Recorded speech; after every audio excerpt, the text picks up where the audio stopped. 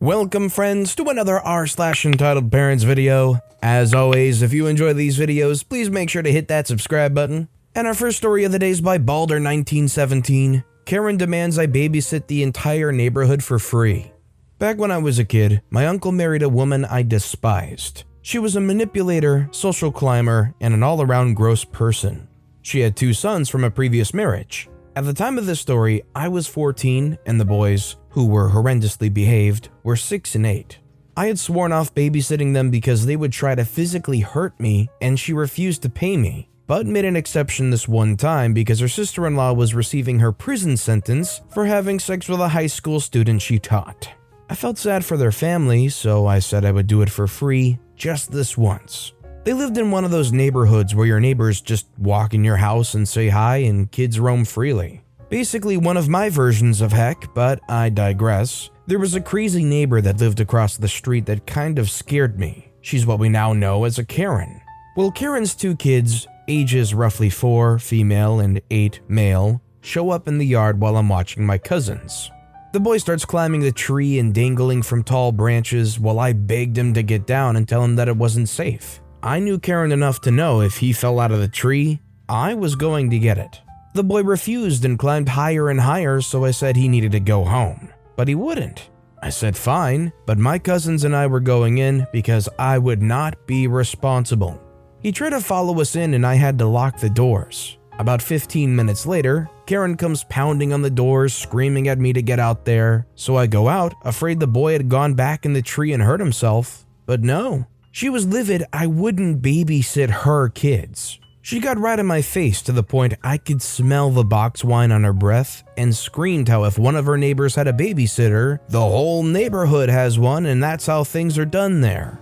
I calmly said I wasn't even getting paid, but if they want to organize group babysitting, call someone else, because I was 14 and too young to do it. I told my uncle's wife what happened when they got home, and she took her turn yelling at me and accused me of trying to ruin her friendship with Karen.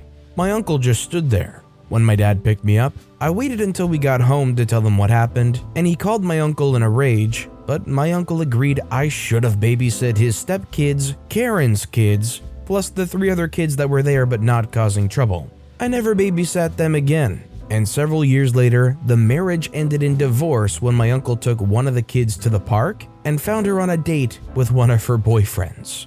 So if a family member treats you this way, do you think it's justified to never help them again after that?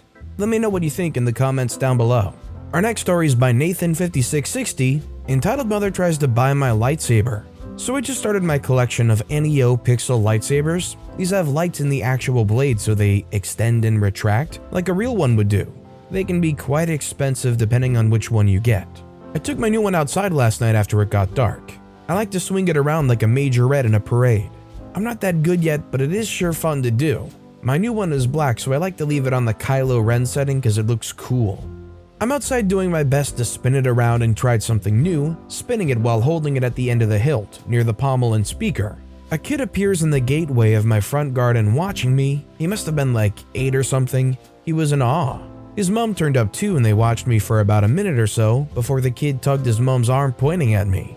I knew what was about to go down, so I turned the saber off and went to head back inside. The entitled mother said, "That's very cool, where'd you get it?"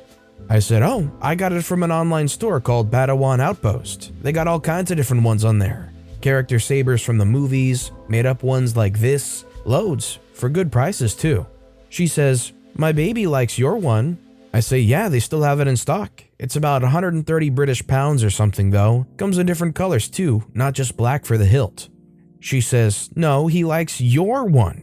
Give it to him." I say, "Excuse me? No, why would I give it to anyone? It's mine. I bought it with my own money. 130 pounds of my own money at that. You can't just have it."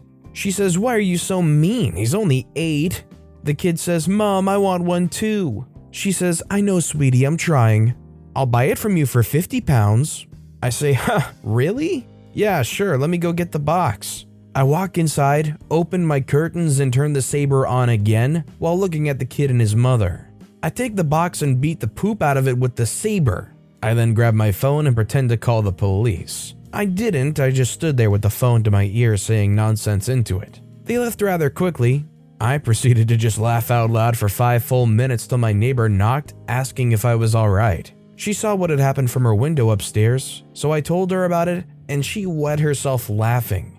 I just thought that OP was gonna go back in their house, open the blinds, and just go like whoosh, whoosh, whoosh, and just kind of like play with the lightsaber for half an hour while they stood staring. Just go like full old school lightsaber kid where you're like wildly swinging it around and making sound effects. Get your 130 pounds worth.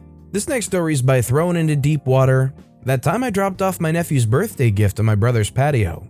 At 15, I began an apprenticeship at a Blechner, metalworker specializing in thin sheet metal. Around the same time, my brother bought a house with a large garden. One day when I was visiting, my nephew, who had his 8th birthday coming up, talked about putting in a garden railway. 2 of my classmates in trade school worked for the company that made those, so I asked them if they could help. As it happened, I paid about $100 worth in today's money, and they told me they'd see what they can do. A week or 2 later, they had fetched my nephew's birthday gift, a large cardboard box with 50+ meter worth of tracks, switches, a couple station buildings, and some rolling stock. In fact, the box was so big that it barely fit into the guy's, actually one of the older apprentices from the same company, hatchback car. My brother's house was only a few minutes away from the school, and he offered to take it there. Once we got there, nobody was home, so we climbed over the back fence and put the box on the garden swing, which had a canvas cover. That evening, my brother called and all he had to say was, "You should have called ahead." No thank you of any kind. When I visited a few days later, my nephew was ecstatic about his gift. He never thanked me either.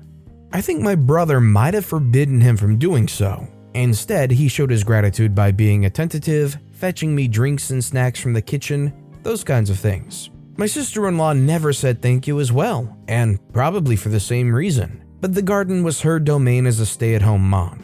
She really liked putting the garden railway in, arranged the flower beds so the trains can pass through them, and so on.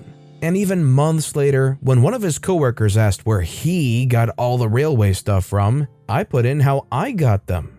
My brother again began harping that I should have called ahead and blah blah blah. Looking back, I think my brother was jealous because his little brother had given his son a gift that he appreciated more than any gift my brother had given him. It definitely feels like maybe not even jealousy, but insecurity. And it's a shame to see somebody be so overwhelmingly insecure about not being able to live up to as good of a gift giver as their brother is for their child, and allow that to just create this weird passive-aggressive moodiness around something that was really wholesome and nice. Our next story is by Kaleido CHR. I almost got kicked out before senior year began. For context, I go to a Christian school and I'm a member of the Alphabet Mafia. 2 days ago, my mom got an email from the principal saying that he wanted to have a meeting with her about things that I was struggling with. She went to go meet with him yesterday and was not happy when she got back. A parent at the school had found out about my TikTok account, which has gay stuff on it. They had sent the stuff to the principal so that I would get kicked out for being a sinner. Mom made me delete all my LGBTQ+ videos, the videos with cuss words, rewrite my bio, and remove the charity I was supporting so I wouldn't get kicked out before senior year. I didn't get to know who the parent was, so I didn't have anything really interesting happen. I mean, I don't know if there's really too much you can really say. I feel like everything about this story is really kind of on the surface level. All I can say personally is I think policing people like that, when it's not even something directed at the school, at their religion, at anybody related to any singular part of their academics, feels barbaric. Because they shared who they were personally on TikTok, they threatened ruining or severely messing up their academics. This next story is by Lil White Stain, entitled Mother Asks Me to Pay for Her Groceries. So there's this rundown grocery store that has a hole-in-the-wall restaurant in it, but holy moly, the food is knee-slapping good. Anyways, I'm sitting down eating my food, and a woman, entitled Mother, with 3 small kids all under the age of 5, stops and asks me if I could help pay for her groceries. She proceeds to give me her sob story of how she's a single mom, no money, needs to feed her kids, etc. I don't care about her, but when anything involving children or animals comes along, I will oblige and help whenever I can.